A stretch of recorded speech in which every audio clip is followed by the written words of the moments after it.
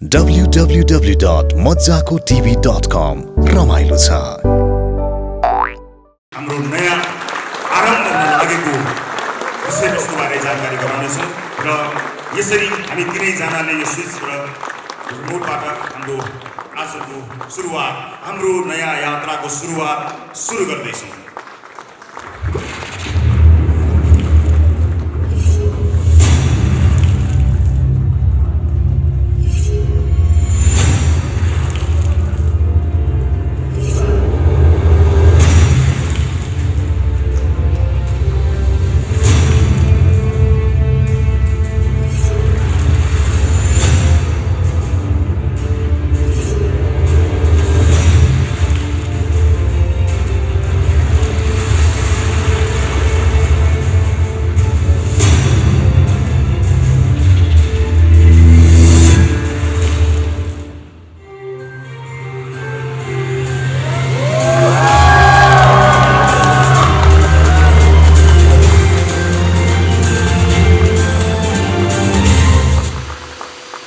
नेपाली आकाशमा आजबाट Galaxy 4K, नेपाल's फर्स्ट 4K टेलिभिजन च्यानल सुरुवात भएको छ।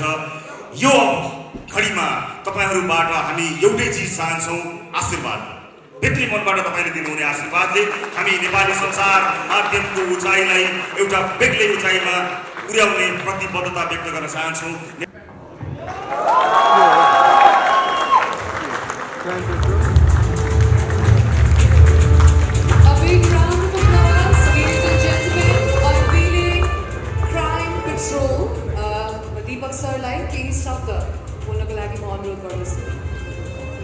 Thank you very much. यहाँ भव्य समारोहमा उपस्थित आदरणीय सबै व्यक्तित्वहरूलाई म हार्दिक नमन गर्न चाहन्छु। सबभन्दा पहिला आजभन्दा धेरै वर्ष अगाडि, धेरै वर्ष सायद 29-30 वर्ष अगाडि, 28-29 वर्ष अगाडि आदरणीय हरिदाई मदन दाईको सिरियल हेरेर त्यो कलाकारिता गर्ने रहर पालेको एउटा केटा टेलिभिजनमा प्रोग्राम गर्नको लागि एकदम उत्साहित थियो। टेलिभिजनमा अनुहार देखाउन पाउँदाखेरि कति खुसी हुन्छु होला भन्ने एउटा कल्पना थियो र कल्पना बोकेर आएको एउटा केटालाई एकजना प्रोग्राममा असिस्टेन्ट गर्ने अथवा उहाँ पनि एकजना सङ्घर्ष गरिरहेको एउटा केटाले आउनुहोस् तपाईँ एउटा टेलिभिजनमा एउटा रियालिटी सो छ, त्यहाँ आफ्नो प्रतिभा देखाउनुहोस्, तपाईँ आफ्नो क्यारिकेचर प्रतिभा रहेछ त्यो देखाउनुहोस् भनेर त्यो केटाले मलाई लिएर गएको थियो टेलिभिजनमा। त्यो मेरो सायद पहिलो पाइला थियो।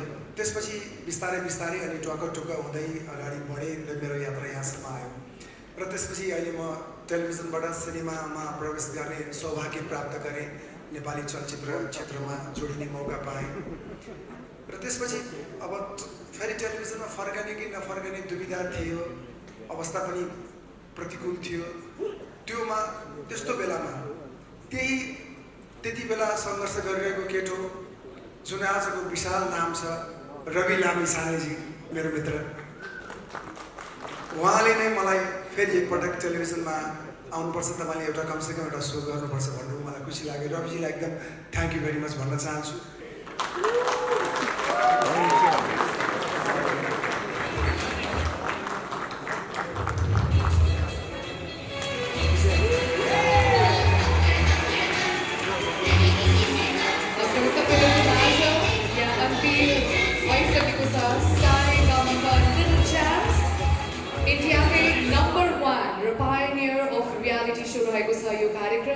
We're very pleased to have such amazing panelists as the guests and of course during the entire show.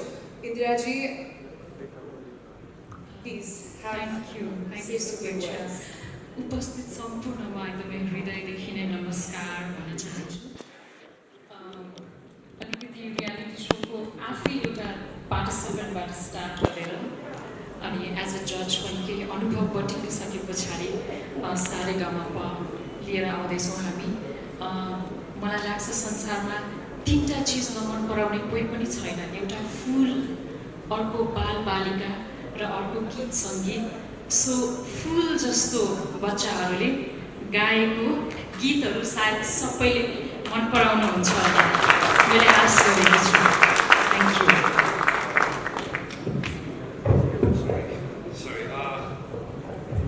यहाँ सबैले देखिरहनु भएको हो हामीले first time singing reality so Nepal सुरु गरेपछि त्यसका पनि थुप्रै चुनौतीहरू थिए, थुप्रै च्यालेन्जेसहरू थिए।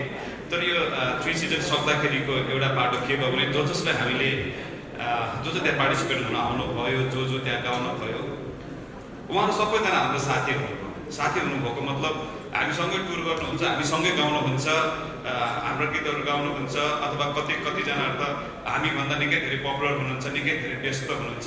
र अब हाम्रो साथी हुने पालो भएको छ यो जेनेरेसनसँग, त्यसको लागि हामी एक्साइटेड छौँ।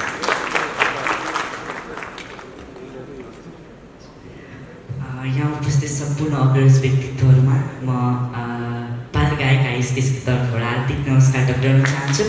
र सबैभन्दा अगाडि चाहिँ म एकदमै एक्साइटेड छु किन चिजमा भन्दाखेरि चाहिँ यही सोसँग चाहिँ म इन्डियामा पनि म गएको थिएँ, यही सोमा सारेगामा लिटिल च्याम्प्स, र त्यहाँ पनि मैले थुप्रै अनुभव चाहिँ मैले बटुल्न पाएँ।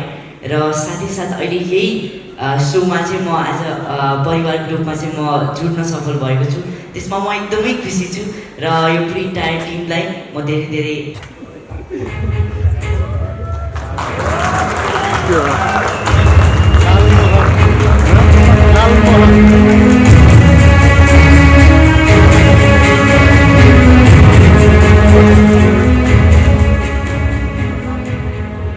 उपस्थित सम्पूर्ण आदरणीय महानुभावहरूमा म ग्यालेक्सी टेलिभिजनको तर्फबाट र मेरो व्यक्तिगत तर्फबाट अभिवादन टक्राउन चाहन्छु। म मेरो विश्वभरिका शुभचिन्तकहरूको आशीर्वादले पब्लिक स्पिकरको ताज पहिरिसकेपछि मैले विभिन्न विषयहरूमा प्रश्न गरिरहेँ, सामाजिक विषयहरूमा प्रश्न गरिरहेँ र आम भोइ मान्छेहरूको तर्फबाट उत्तर खोजिरहेँ। कुनै विषयमा म नबोल्दा मेरा शुभचिन्तकहरूले मलाई प्रश्न गर्नुहुन्थ्यो, फलानु विषयमा रमेश किन बोलेन? किनकि मैले प्रश्न त गरिरहेँ तर तीमध्ये अधिकांश प्रश्नहरूको उत्तरै आएन, किनकि ती कुनै पनि प्रश्नहरू सम्बन्धित ठाउँमा पुगेनन्। आज तपाईहरु सबैको विश्वभरिबाट पाएको आशीर्वादले, स्नेहले म आँखा जुदाएर हात मिलाएर हेड टु हेड प्रश्न गर्ने ठाउँमा आइपुगेको छु। र ग्यालेक्सी टेलिभिजनबाट सुरुवात हुँदैछ एउटा ऐतिहासिक पृथक कार्यक्रम लाल मोहरको, जहाँ तपाईँ स्वयं सहभागी हुनुहुनेछ म सधैँ। कार्यक्रमको विषयमा धेरै प्रकाश पारेर म त्यो सरप्राइज भङ्ग गर्न चाहन्न, किनकि त्यसले पहिलो कार्यक्रमको आनन्द आधा घटाइदिनेछ। तर म एउटा सर्वेको नतिजा मात्र तपाईसित बाँड्न चाहन्छु। हाम्रो छिमेकी राष्ट्रमा भएको एउटा मिडिया सर्वेमा यस्तो नतिजा देखियो। उनीहरू नेपालको बारेमा कति पक्षपाती छन् म त्यता जान चाहन्न, त्यसमा त एउटा महाकाव्य नै बन्छ। तर त्यो उतैकाले गरेको मिडिया सर्वे हो, छिमेकी राष्ट्रका मिडियाहरूमा गरिएको त्यो सर्वेमा देखियो कि त्यहाँका ठुला ठुला मिडियाहरू 95% राजनीतिको किचोलो र धर्म सम्प्रदायको विवादमा केन्द्रित हुन्छन् र जम्मा 5% मात्रै जनजीविकाका सवालमा अन्तर्वार्ता चलाउँछन्। यो तितो सत्य हो, तर सस्तो र सजिलो अन्तर्वार्ता चलाउने मेहनतै नगर्नुपर्ने त्यो तीव्र हावाले हाम्रा सञ्चार माध्यमहरूलाई पनि छुँदैछ। आज नीतिको बहस हुनुपर्ने नेताका अन्तर्वार्ताहरू केवल राजनीतिक किचोलो र आपसी विवादहरूमा केन्द्रित हुन थालेका छन्। के राजनीतिक नेताहरूको अन्तर्वार्ता नै नलिने? लिने, अवश्य लिने, निसन्देह लिने, तर बारम्बार सुनेर कण्ठै भइसकेका चुनावी मन्तव्यहरू दोहोर्याएर तपाईँको समय बर्बाद गर्नका लागि होइन, तथ्याङ्क र प्रमाणको आधारमा तपाईँसँग गरेका वाचाको हिसाब किताब गर्नका लागि लिने नेताहरूको अन्तर्वार्ता। र त्यस्तो कार्यक्रमको हामी सुरुवात गर्दैछौँ। निष्पक्ष भएर, इमान्दार भएर, चर्चाको शौखिन भएर होइन, सस्तो टिआरपी खोजेर होइन, समाजप्रति साँच्चीकै जिम्मेवार भएर, कसैलाई पूर्वाग्रहले खुइल्याउनका निम्ति होइन, समस्याका समाधानहरू पहिल्याउनका निम्ति। नेपाली राजनीतिमा अहिले मिडियामा समेत कित्ताकाट गर्न थालिसके कतिपयले, फलानु मिडिया राजनीतिमा फलानु लाइनको, फलानु मिडिया फलानु line. But I would like to say यो फलानु line, but in Galaxy television there is no line. त्यसकारण हामी पूर्वाग्रहरहित र निष्पक्ष भएर कार्यक्रम सञ्चालन गर्नेछौँ। अनि अर्को मात्र एउटा कुरा मलाई यहाँनिर भन्न मन छ कि आज नेपाली टेलिभिजन टक सोहरू अन्तर्वार्ताहरू मुख्यतया दुई प्रकारका छन्। एक प्रकारका अन्तर्वार्ताहरू केवल सामाजिक सञ्जालका मसाला बनिरहेका छन्, उनी मान्छेहरूको आकर्षण हुन्छ तर त्यसले केही पनि खुराकै दिँदैन।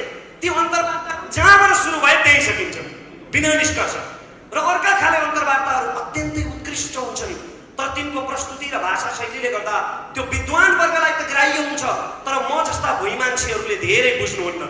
त्यसकारण अब हामी एउटा यस्तो टक सो, यस्तो अन्तर्वार्ता उत्पादन गर्ने तयारी गरिरहेका गरिरहेका छौँ, एउटा यस्तो अन्तर्वार्ताको कल्पना गरिरहेका छौँ जुन विद्वान वर्गदेखि तपाईँ र म जस्ता भुइँ मान्छेहरूलाई पनि ग्राह्य हुनेछ।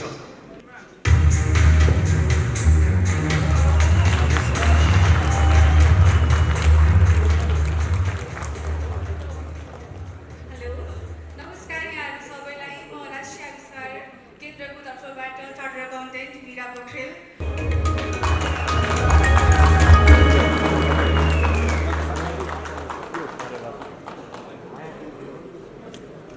म एक्लो छैन, म जस्तै अर्को एक्लै छ। म एक्लो छैन, म जस्तै अर्को एक्लै छ। दुईटा एक्लो सँगै हुनुको मजा पनि त बेग्लै छ। मेरो कहानी लेख्ने पनि एक्लै बसेर लेख्दैछ। मेरो कहानी लेख्ने पनि एक्लै बसेर लेख्दैछ। मलाई कसैले देखोस् नदेखोस्, देख्नुपर्नेले देख्दैछ। यो कार्यक्रम चाहिँ, यस कार्यक्रमको बारेमा धेरै चाहिँ भन्दिनँ मैले, अघि रमेशजीले भने जस्तै धेरै कुरा रिभिल नगरौँ भनेर। तर यो कार्यक्रम चाहिँ कोमल कार्यक्रम हो, नरम कार्यक्रम, एकदमै बुलन्द शक्तिशाली कार्यक्रमहरू हामीसँग अलरेडी छन्। तर यो समाजमा, यो संसारमा, यो जगतमा केही कोमलता अझै पनि बचाइराख्नुपर्छ भन्ने सोचेर हामीले एउटा कोमल कार्यक्रम गर्दैछौँ। मैले भन्न खोजेको कुरा तपाईँलाई एउटा उदाहरणबाट दिन्छु। म घाम चाहिँ बिहान उदाइहाल्दो रहेछ, उदाउँदा एकछिन चाहिँ हेर्न सकिने हुन्छ, तर एकछिनपछि घाम यति चर्किन्छ कि मान्छेहरू घामतिर हेर्नै छोडिदिँदो रहेछन्। अनि घामलाई एकदम नराम्रो लाग्दो रहेछ, आफू यति सुन्दर छु तर पनि कसैले फर्केर हेरिदिँदा पनि हेरिदिँदैन भनेर। आफ्नै चमक घामलाई एकदमै नराम्रो लाग्न थालेपछि उसले के सोच्दो रहेछ भने म भित्रको सुन्दरता मान्छेले देखुन् भनेर साँझमा चाहिँ घाम गएर कोमल भनिदिँदो रहेछ। तर दुःखद कुरा चाहिँ के भने हामीसँग त्यही कोमल घामलाई हेर्ने समय पनि छैन, फुर्सद पनि छैन। अहिलेको केसमा हेर्नुहुन्छ भने साँझमा हामी चाहिँ घाम अस्ताउने समयमा, घाम कोमल भएको बेला घामलाई हेर्न छोडेर बरु घामसँग सम्बन्धित चिन्हहरूको बारेमा कुरा गर्दै हिँडिरहेछौँ। त्यस्तो अवस्थामा हामीले अलिकति भए पनि मान्छेमा कोमलता बचाइराख्नुपर्छ भनेर चाहिँ यो कार्यक्रम सुरु गर्न लागेको हौँ। यो कार्यक्रम र ग्यालेक्सी टेलिभिजनको दुइटैको एउटा मोटो चाहिँ सिमिलर छ। त्यो भनेको एउटै शब्दमा भन्यो भने रूपान्तरण। अघि पनि साथीले भन्दै हुन्थ्यो, त्यसको एउटा इक्जाम्पल दिन्छु म। यसको लागि चाहिँ मैले, किनभने यो चाहिँ आर्टसँग, कलासँग सम्बन्धित भएको भएर मैले यसको उदाहरण पनि काव्यबाटै लिनुपर्ने हुन्छ। हिन्दीमा एउटा कमिक फिल्म बनेको थियो, तपाईँले हेर्नु भएको छ होला। त्यसको त टाइटल ट्र्याकमा चाहिँ गुलजारले लेख्नु भएको छ, जिसका भी चेहरा छिपा अंदर से और निकला, जिसका भी चेहरा छिला अंदर से और निकला, मासूम सा कबूतर नाचा तो मोर निकला। हामीले चाहेको पनि न्युजमा होस्, एन्टरटेनमेन्टमा होस्, आर्टमा होस्, त्यो आर्टको, न्युजको, एन्टरटेनमेन्टको जुन कबुतर छ यसलाई हामी ग्यालेक्सी टेलिभिजनको मार्फतबाट यसरी नचाहौँ कि यो मोरमा परिणत होस्, मयुरमा परिणत होस्। हामीले यसमा त्यही नै गर्न लागेका छौँ र अरू धेरै भन्दिनँ। फाइनली जानुभन्दा अगाडि यो कार्यक्रम कलासँग र विशेष गरी काव्यसँग सम्बन्धित छ र कस्तो कस्तो चिजहरू सुन्न पाउनुहुन्छ भन्ने कुराको एउटा सानो उदाहरण चाहिँ मेरो भर्खरै युट्युबमा रिलिज भएको एउटा कविता छ एक्लै भन्ने, त्यसबाट तपाईँहरूलाई केही लाइन सुनाएर म यो कार्यक्रमको केही छनक दिन चाहन्छु। म पुग्ने टुप्पो मै हुँ, गाडिने झन्डा मै हुँ।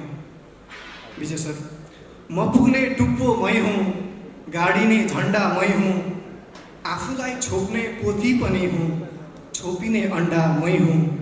एकैछिन आउनेलाई किन दिनु मैले मेरो सुख दुःखको चाबी, एकैछिन आउनेलाई किन दिनु मैले मेरो सुख दुःखको चाबी। मेरो 24 घन्टाको साथी भनेको 24 घन्टा मै हुँ। मलाई मै जागिर दिन्छु, मलाई मै जागिर दिन्छु, मलाई मै तलब दिन्छु, मलाई मै जागिर दिन्छु, मलाई मै तलब दिन्छु। मलाई म हुनलाई चाहिने जति सब दिन्छु, हरेक दिन अलग दिन्छु, नपुग्या ठाउँमा लग दिन्छु। आफैलाई खर्चेर कमाएको हुँ, म आफैमा खर्चेर सब दिन्छु।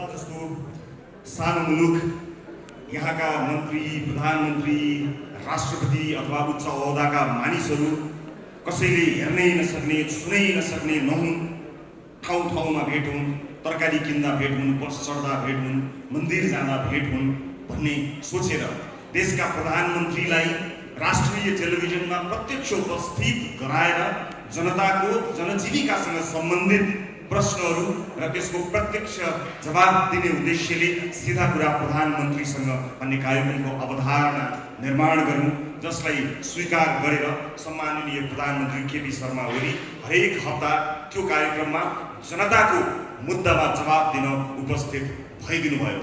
त्यसरी शुभारम्भ भएको कार्यक्रम प्रधानमन्त्रीका लागि बनेको कार्यक्रम कुनै व्यक्तिका लागि बनेको थिएन। प्रधानमन्त्री परिवर्तन हुँदा पनि प्रधानमन्त्री जो आए तापनि जनताको मुद्दा समावेश होस् भनेर सुरु गरिएको कार्यक्रममा सरकार फेरिँदै गर्दा, प्रधानमन्त्री फेरिँदै गर्दा त्यो कार्यक्रम बन्द त भएन। कार्यक्रमका सबै चिज आए, म मात्र हटाइएँ। म त्यो चोटमा थिएँ, त्यो पीडामा थिएँ, तर जनताको त्यो मुद्दालाई भने निरन्तरता प्रदान गर्न सीधा कुरा प्रधानमन्त्री कार्यक्रम अरू कसैले चलाइदिए पनि सीधा कुरा जनतासँग भनेर त्यो सीधा प्रश्न सोध्ने, सीधा कुराकानी गर्ने सिलसिलालाई निरन्तरता प्रदान गरे र त्यो कार्यक्रम आम सर्वसाधारणको एउटा अत्यन्त महत्त्वपूर्ण मञ्च बन्यो। दुःखमा परेका, पीडामा परेका, हेपिएका, पिल्सिएका मानिसहरूले त्यो कार्यक्रमलाई आफ्नो मनमा सजाउनु भयो र उहाँहरूको आवाजलाई प्रस्तुत गरेर मैले अघि भने जस्तै हामीले एउटा नेपाली सञ्चार माध्यममा हेडलाइन परिवर्तन गर्ने कोसिस र समर्पण गर्यो। तर समय र परिस्थिति सँगसँगै त्यो कार्यक्रम पनि अहिले म सञ्चालन गर्दिनँ। कार्यक्रम सञ्चालन भइरहेको छ सीधा कुरा जनतासँग। तर सीधा कुरा अब के त? अहिलेलाई मैले सीधा कुरा डट डट डट राखेको छु। एउटा कार्यक्रम कसले सञ्चालन गर्छ, कहाँ प्रसारण हुन्छ भन्ने कुराले मेरो लागि महत्त्व राख्दैन। आम सर्वसाधारणका मुद्दाहरू यदि जसले जहाँबाट पनि सञ्चालन त्यही ढङ्गमा गर्न सके र आम सर्वसाधारणका मुद्दाहरू सशक्त रूपमा प्रस्तुत हुन सके भने त्यो कार्यक्रम जहाँबाट सञ्चालन भए पनि त्यसबाट सबैभन्दा बढी सुख महसुस गर्ने मानिस मै हुनेछु। तर यदि त्यसले आम जनताको सर्वसाधारणको दुःख पीडा जसरी हामीले प्रस्तुत गरेका थियौँ त्यसरी प्रस्तुत गर्न सकेनछ भने त्यसको सुरुवातकर्ताको हैसियतले मैले त्यस कार्यक्रमतर्फ हेर्नै पर्ने हुन्छ। म प्रतीक्षारत छु। मलाई विश्वास छ चलिरहेको कार्यक्रम कुनै एउटा मानिसले अथवा कुनै एउटा संस्थाले चलाउने कार्यक्रम मात्र हुने छैन। आम सर्वसाधारणको गुनासोहरूको सही समाधान हुने कार्यक्रम हुनेछ। म प्रतीक्षारत छु। हिजो सीधा कुरा प्रधानमन्त्रीसँग हुँदै जनतासँग आइपुग्यो भने भोलि ग्यालेक्सी टेलिभिजन ग्यालेक्सी 4K प्रसारण भइरहँदा के होला? म प्रतीक्षामा छु। तपाईँहरूलाई पनि प्रतीक्षा गर्नको लागि अनुरोध गर्न चाहन्छु। तर भनिन्छ नि ओरिजिनल कार्यक्रम नै नरहने हो भने अन्य डुप्लिकेट कार्यक्रमहरूको मात्र बिगी भइरह्यो र ती डुप्लिकेट कार्यक्रमहरूले पनि आम सर्वसाधारण जुन उद्देश्यका लागि सुरु भएको थियो त्यो परिपूर्ति हुन सकेन भने यसको सुरुवातकर्ता र यसको क्रिएटर कहाँ चुप लागेर बस्छ र? म प्रतीक्षारत छु। सीधा कुरा प्रतीक्षा गर्नु। हाम्रा धेरै प्रतिबद्धता थिए। म धेरै प्रतिबद्धताहरू व्यक्त गरिरहेको छु टेलिभिजनबाट। तर विभिन्न परिस्थितिले ती प्रतिबद्धताहरू पर सरेका छन्, त्यसबाट विमुख भएको छैन। जति सक्ने त्यति बोल्ने, जति बोल्ने त्यति गर्ने आफ्नो मूल मन्त्रलाई कायम राख्दै हामीले सुरुवात गरेको अर्को कार्यक्रमबारे म यहाँलाई जानकारी गराउँछु।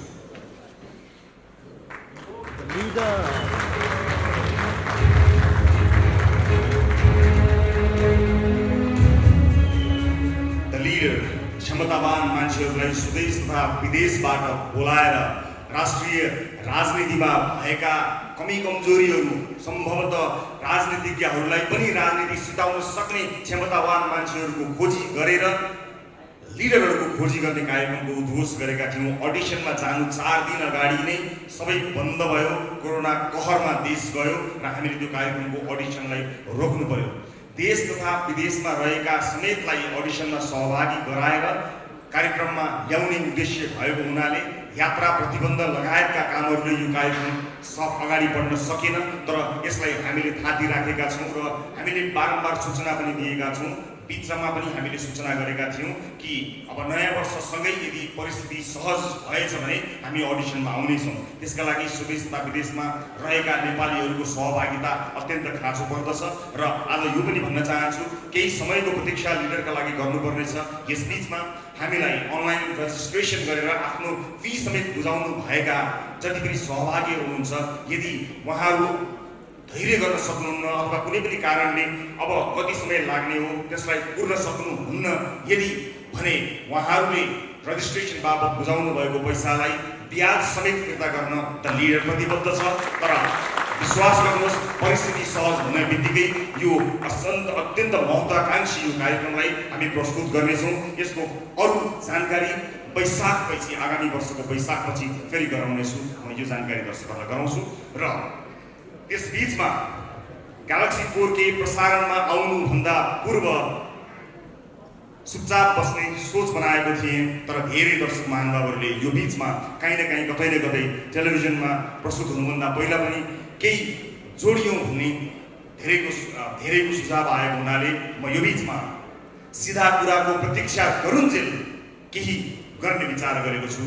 केही दिनपछि नै यसको विस्तृत जानकारी गराउँछु र अब सिधा कुराको प्रतीक्षा गरुन्जेल कामका कुरा।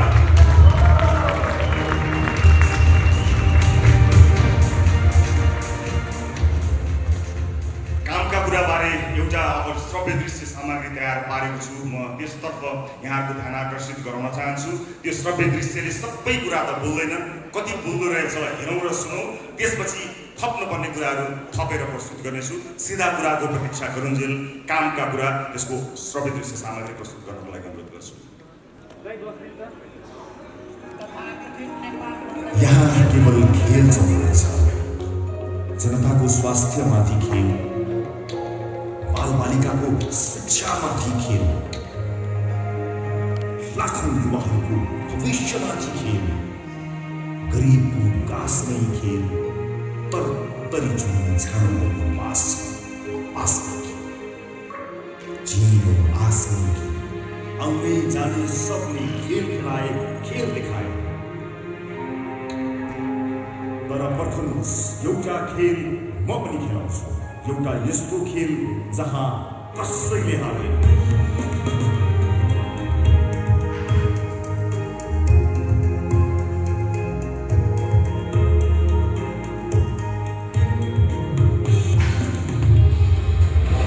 प्रतीक्षा गर्नुहोस्।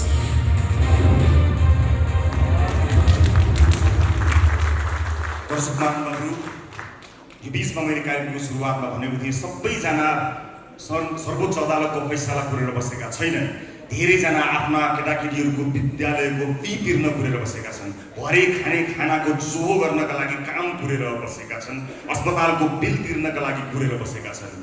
त्यो प्रतीक्षालाई केही शान्त गर्न त्यतिन्जेल वास्तविक आवश्यकता परेका मानिसहरूलाई सही ढङ्गले मद्दत गर्नका लागि हामी कामका कुराको सुरुवात गर्दैछौँ।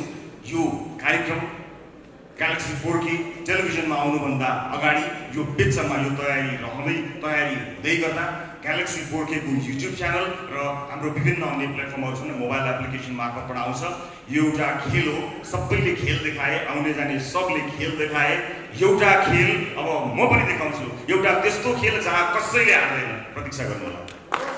टेलिभिजनका मूर्खनीय व्यक्तित्वहरूको उपस्थिति यहाँ उपस्थित भएको छ। तिनै उपस्थितिहरू मध्येबाट एउटा विशेष उपस्थितिलाई म यहाँहरूमाझ बोलाउन चाहन्छु। त्यो भव्य उपस्थिति अगाडि देखिएको छ। त्यो भव्य उपस्थिति मध्येको एउटा चुनिएको उपस्थितिलाई म सम्मानपूर्वक स्टेजमा स्वागत गर्न चाहन्छु। आदरणीय वरिष्ठ विशिष्ट पत्रकार दिग्विजय कुमार, म उहाँलाई हार्दिक स्वागत गर्न चाहन्छु। म अत्यन्तै आदर गर्ने र उहाँलाई आदरपूर्वक म जहिले पनि दिग्विजय कुमार भन्ने गर्दै गरेको छु, स्वीकार गर्नुहुनेछ भन्ने विश्वास लिएको छु। म उहाँलाई स्टेजमा बोलाउन चाहन्छु र उहाँले आफ्ना कुराहरू पक्कै पनि राख्नुहुनेछ र केही रिभिलको पनि व्यवस्था देखेको छु। जोरदार तालीका साथ नेपाली पत्रकारिताका मूर्धन्य व्यक्तित्व आदरणीय विजय कुमार पाण्डेलाई ग्यालेक्सी 4K को मञ्चमा स्वागत गर्दछु। देखिए ना Sir,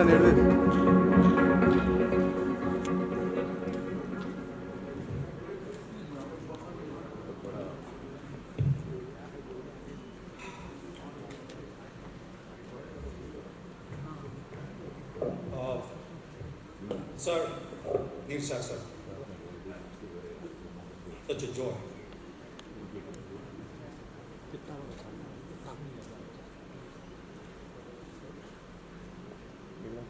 सोचिरहेको छु कुरा कहाँबाट सुरु गरौँ भने म लामो बोल्न चाहन्छु। उमेर बढ्दै गएपछि धेरै बोल्नु पर्दैन र धेरै बोल्दैमा केही हुँदा पनि हुँदैन। नयाँ टेलिभिजन आएको छ, जे चिज पनि नयाँ आउँदा हामी त्यही भन्छौँ कि हामी पृथक भन्छौँ भनेर। यो संसारमा पृथक केही पनि हुन सक्दैन। यो संसारमा जम्मा 5वटा आइडिया छन्, त्यही आइडियाको सेरोफेरो। हामी के भन्छौँ भन्ने कुराको कुनै अर्थ छैन। मलाई लाग्छ भन्नु पर्ने कुरा जति सबै भनिसकिएको छ, हामी कसरी भन्छौँ भन्ने कुराको छ।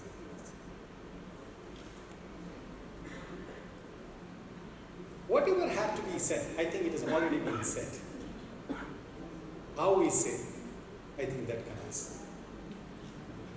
टेलिभिजन जीवनमा हैन नि, फेरि टेलिभिजनमा जीवन र टेलिभिजनको सम्बन्ध देखेर म छक्क पर्छु। सर, म क्यामेरा र आँखा बीचको सम्बन्ध देखेर छक्क पर्छु। I am always fascinated by the relationship between eyes and cameras. आँखाले त्यो सब देख्छ जो उसका अगाडि हुन्छ, तर क्यामेराले त्यति मात्र देख्छ जति त्यसलाई देखाइन्छ। आँखा र क्यामेरा बीचको दूरीको वास्तविकता र अवास्तविकता, त्यसैमा टेलिभिजनको क्वालिटी निर्भर गर्छ। म फेरि भन्दैछु, आँखा र क्यामेरा बीचको सम्बन्ध बडा फ्यासिनेटिङ हुन्छ। म अब एउटा यस्तो प्रोग्राम गर्न चाहन्छु सर। म त छोडिसकेको थिएँ television. I think it was not a viable thing for me. अब किताब लेख्यो होइन, अब पाठकहरूको आशीर्वादले चलि नै राखेको छ। रविले नभनेको भए चाहिँ म टेलिभिजनमा अहिले फर्किने मलाई विचार थिएन। यो तामझाम लाइट साइट्स मलाई त्यो खासै मन पर्दैन। यो जीवनमा मलाई कहिले पनि मन परेन। मलाई यो पनि लाग्दैन कि म टेलिभिजनको निम्ति बनेको मान्छे हो। मलाई यो द विजय कुमार भनेको पनि मन पर्दैन। हामीहरू या त सबै द हौँ या कोही पनि द होइन। हामीहरू सबै उत्तिकै विशिष्ट र उत्तिकै साधारण छ। यो मेरो निष्कर्ष हो। हुन त जीवनको एक कालखण्डमा मलाई दमा पत्यार पनि लाग्थ्यो। Now I take it. I think it's एउटा कुरा चाहिँ के हो भने कि समाजमा धेरै विषयहरू छ, त्यसलाई हामीले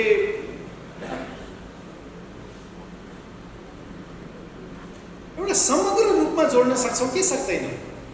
सर्वोच्च अदालतको फैसलाको पनि अर्थ छ, उता आम जनताको दुःखको पनि अर्थ छ। दुईटै जोडिएका छन्। तपाईँ त्यो फैसलाबाट पर राखेर आम जनताको विषयमा छिटो छिटो छिटो छिटो लामो लामो लामो लामो धेरै वाक्यहरू बोलेर हामी कहीँ पुग्दैनौँ, अथवा हँसाएर पनि पुग्दैनौँ। त्यो हामीहरूले त गरेर हेरिसके नि हामीले सबै चिज, होइन दिपकजी? मदन दाइ, तपाईँलाई प्रणाम गर्न चाहन्छु। हरिवंशको चाहिँ भन्न सक्दिनँ कि ऊ जेठो कि म जेठो भनेर। हाम्रो डिबेट छ होइन, होइन हाम्रो सम्झौता भएको थियो कि 6 महिना तपाईँ जेठो र 6 महिना म जेठो होइन। तपाईँले पनि यो नेकपाको अध्यक्षहरूको सम्झौता त्यस्तो त होइन। Anyway, it's joy to see you there, and I've seen the fascinating journey of Deepakji, the way you have graduated. म पनि एउटा चाहना छ राजेशजी, भगवान गरोस् एउटा इन्टरभ्यू फेरि एकचोटि होइजाओस् है। तर म पनि अब ग्रेजुएट गर्न चाहन्छु। त्यही काम गर्नुको चाहिँ म टेलिभिजनमा फर्किन चाहन्न। आई वान्ट टु सी यी नयाँ तरिकाले चिजहरू भन्न सकिन्छ कि रविले नभनेको भए चाहिँ म आउँदैन थिएँ। मलाई यसको चेयरम्यान को हो, अध्यक्ष को हो भनेको यहाँ भर्खर देखेँ, थाहा पनि छैन होइन। मेरो लागि चाहिँ यो सम्बन्ध भन्ने उहाँले एउटा टाइटल मेरो किताबसँग मात्रै रिलेटेड छैन, हरेक चिज सम्बन्धसँगै जोडिन्छ। यस्तै मज्जाको भिडियोहरू हेर्नको लागि आजै सब्स्क्राइब गर्नुहोस् मज्जाको टिभी, रमाइलो छ।